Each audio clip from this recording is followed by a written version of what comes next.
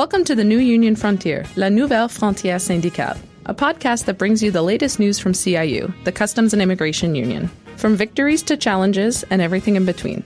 I'm Amanda, and this podcast was made for you, our members, to keep you informed, engaged, and empowered.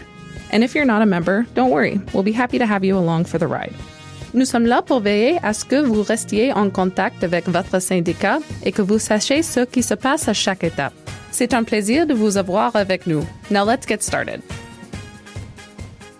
Hello, everybody. We are back for episode 5 of the New Union Frontier. Today, I am joined with National President Mark Weber and former member of Canadian Parliament, Brian Masse. Hey, Amanda. Hi. How are you guys doing today? I'm doing great. Thanks for having me. I appreciate it, Amanda. Nice to be on the show. Thanks. Thanks for traveling so far all the way down from Windsor. Yeah, I know. It's a long jaunt, but it's actually worth it to come to Ottawa. It's a logic-free zone up here, so we get a chance to visit the top of the capital again. Oh, so you're joining us once again, Mark. Anything you'd like to say about being national president? Oh, what do I want to say about being national president? I love being national president. It's a great job, great members, working really hard, great national executive. Great to have Brian here. It's an exciting day for me. Big deal. Happy to have you both here. He drove, 11 hours? Yeah, we got the snow feeling. But you know what? You could be on the plane, and it's 2 one-hour plane rides, and that can turn into 12 to 14 hours.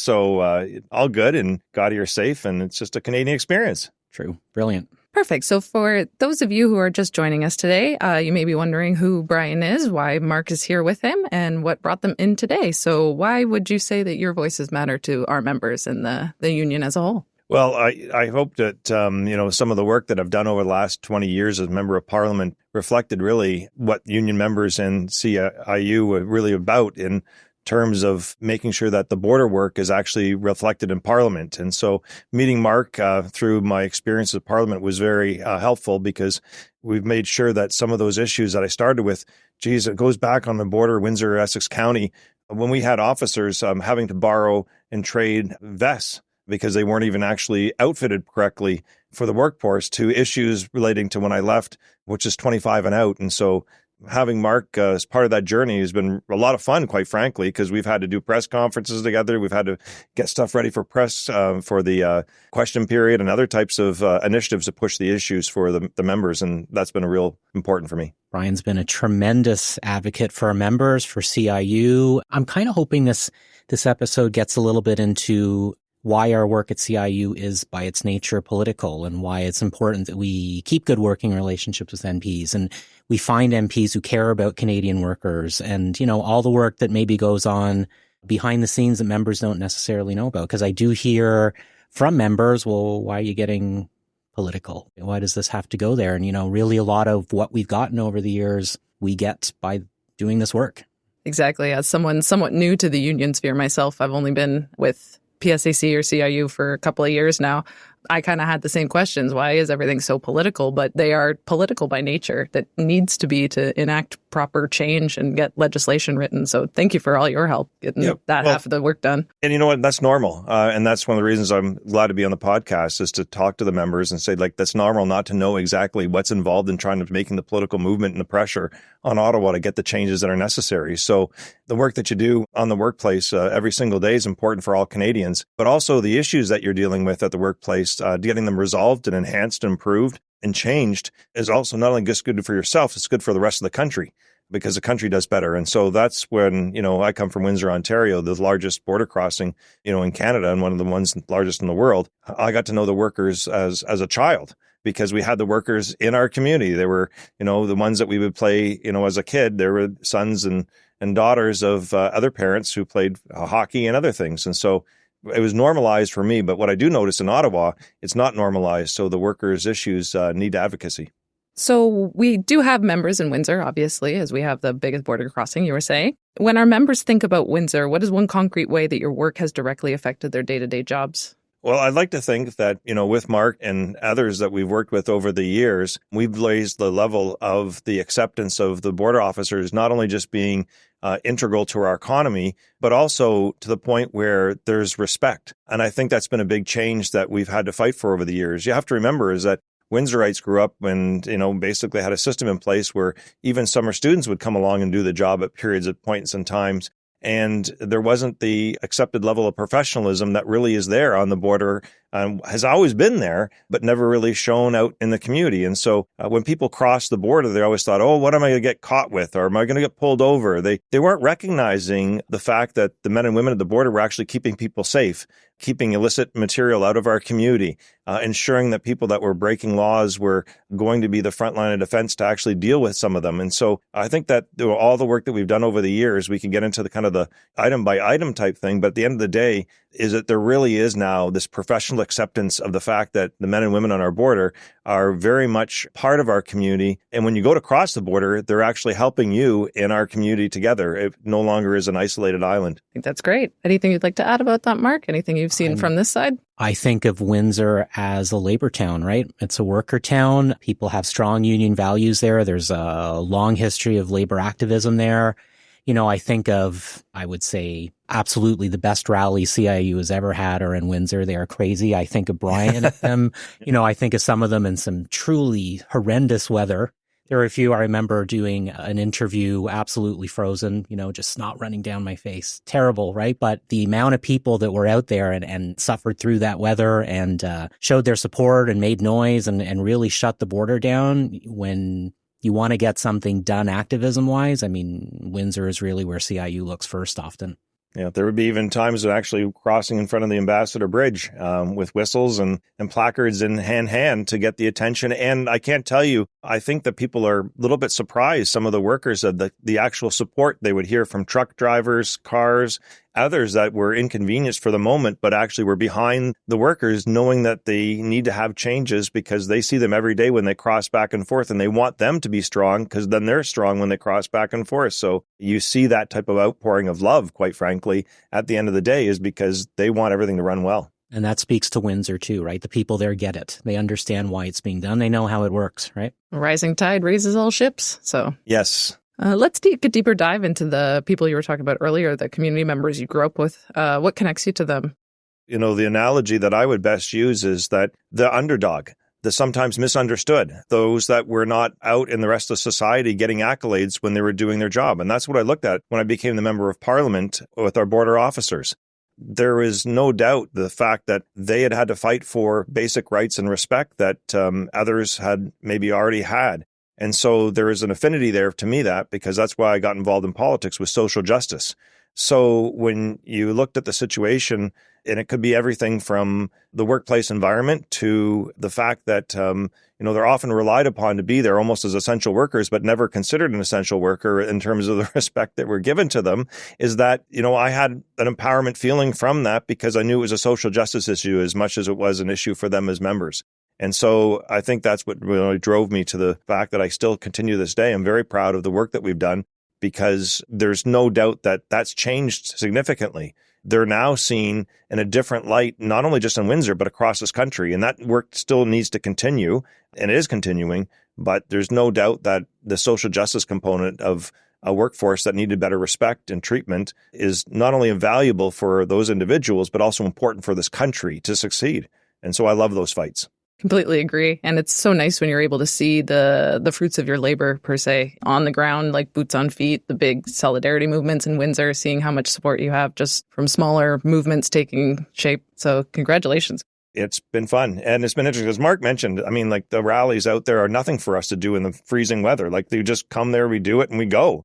And that's where I learned of, say, for example, being out there walking in the cold, where one of your officers told me about equipment that was not actually fixed on the work site. And so I can tell you is that having that relationship with the MP and having that relationship with your workforce helps propel the work we can do here.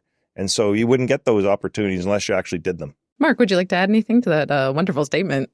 Brian is inspiring in how he says that. It gets me kind of, ramped up and fist pumping as he's saying it. It's great to hear. And, you see how impassioned he still is about it. You're no longer serving minister, and it's still a big deal for you, right? And it means a lot to me, and I'm sure it means a lot to our members to hear that passion be there. It was never just a job for you, right? Yeah, no. More, right? And it's been fun because the work that we've done together with yourself, even the last number of years, it's never been transactional. It's always been about issue related to, advancing the cause of the workers. And I always remember, and you only get this when you're around, is that I was at a border site and one of your officers said to me is that we get a lot of criticism and we have to face a lot of things, but I have to go home and then one of my kids might be playing soccer with somebody that I've had to just inspect the day before, and that makes their life complicated and it kind of extends beyond the job. And I know what that's like as an MP, being at the grocery store or somewhere else, is that the job just doesn't end there. So there's a lot of natural connections between being an MP and some of the work that you do, just because the job just doesn't end when you leave your shift and you're not done there. You're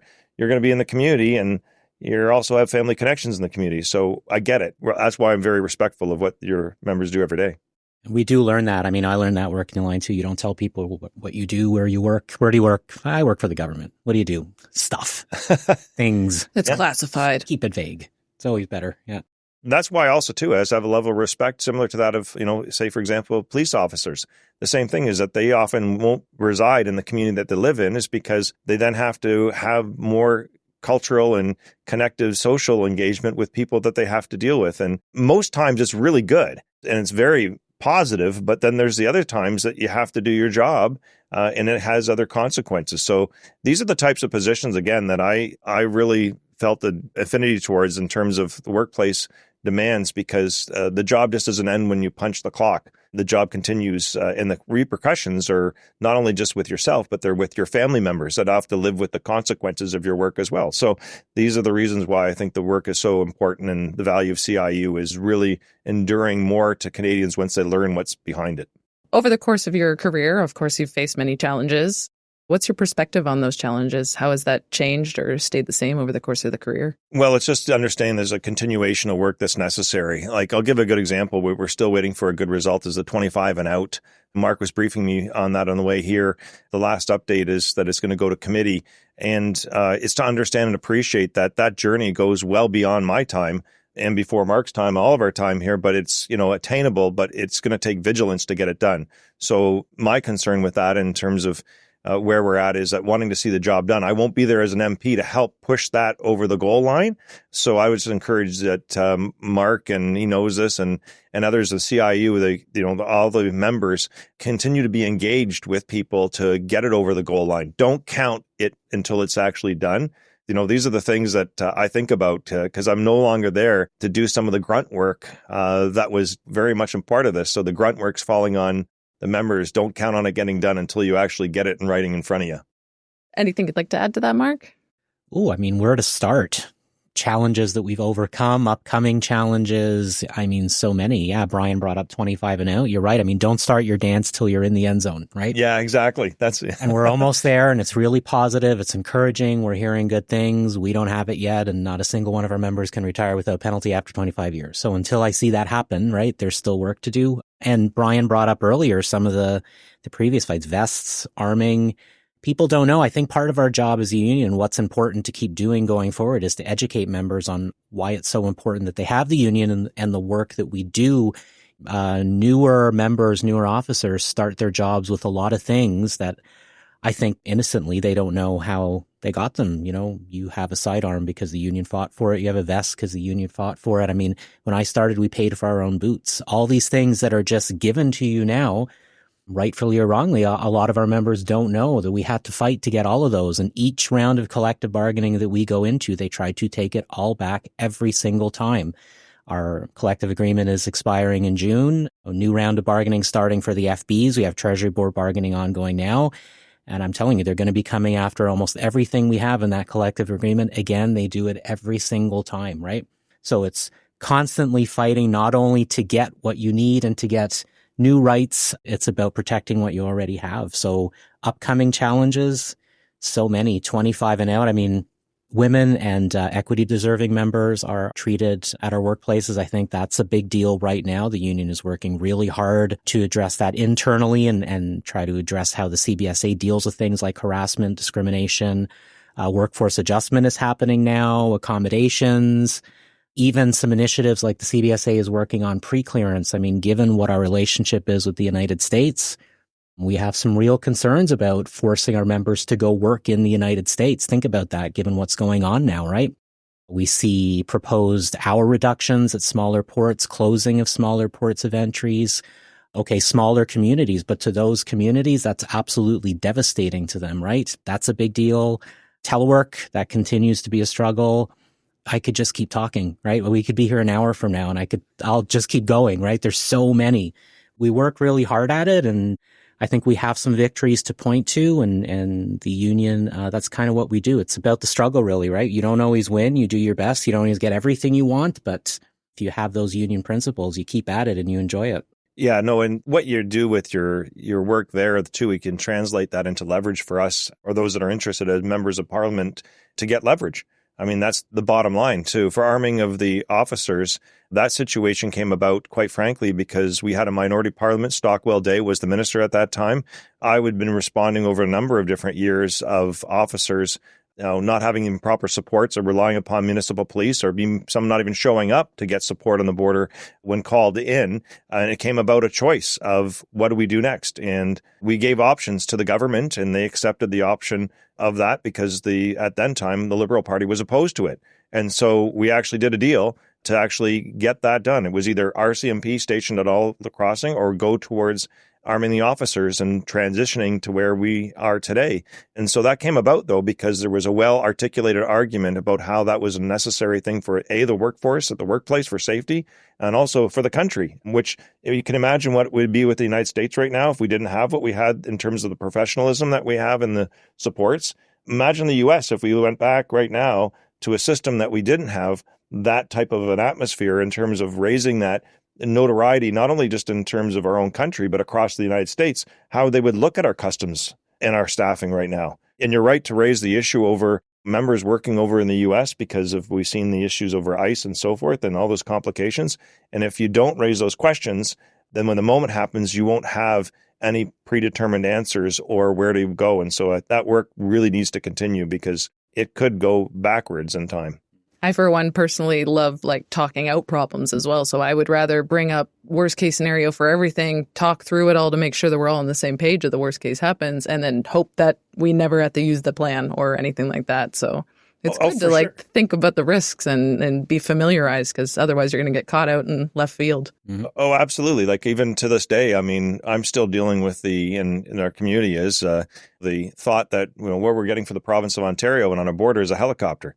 We don't need a helicopter. I don't know what a helicopter is going to do to help border enforcement to stop fentanyl, but that's where we're at, the ludicrous.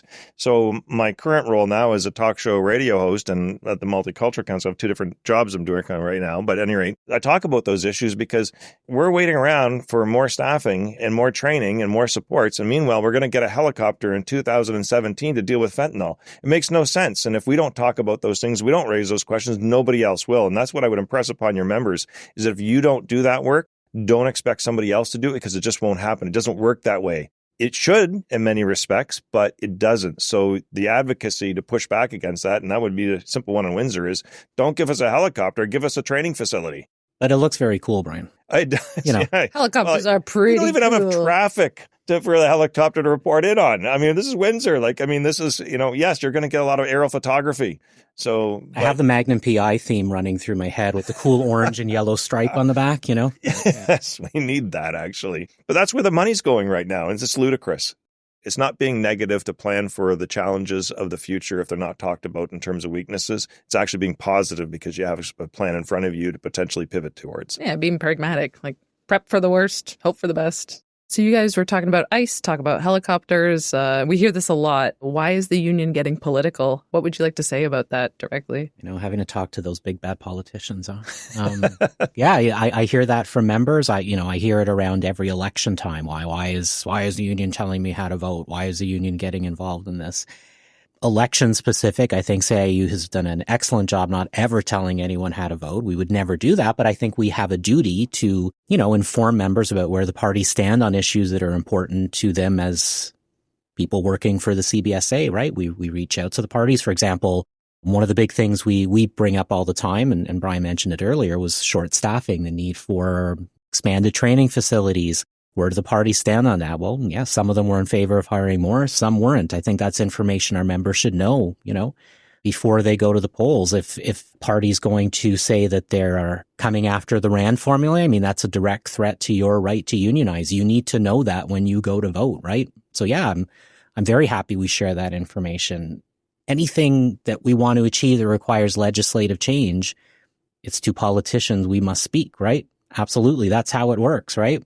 That's 25 and out. That's arming. That's the vests. That's so many things that we want to achieve. I think our kind of increased visibility and more appearances at committee speak to a lot of that work. It's kind of an opportunity to openly lobby, really, right? We can bring our issues forward. We could bring forward what our members are experiencing. And I think as we do more of those, and we, by the way, work really, really hard at being 100% accurate. There's a lot of research that goes into those appearances because, I mean, you get peppered with questions. You don't know what's going to be asked. So you have to be really, really ready. And if you're not 100% accurate, there's always that worry there. Maybe you're not going to be asked back, right? You can't give the appearance that you're making it up as you go along.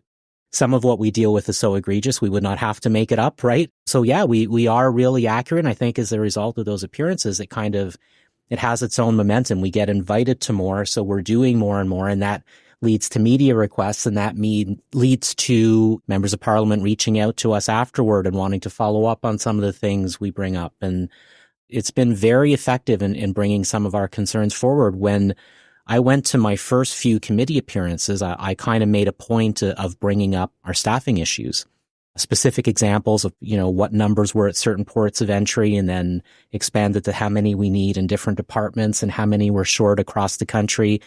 And you can see over time in subsequent appearances, the questions came to me as, well, we know you're short-staffed.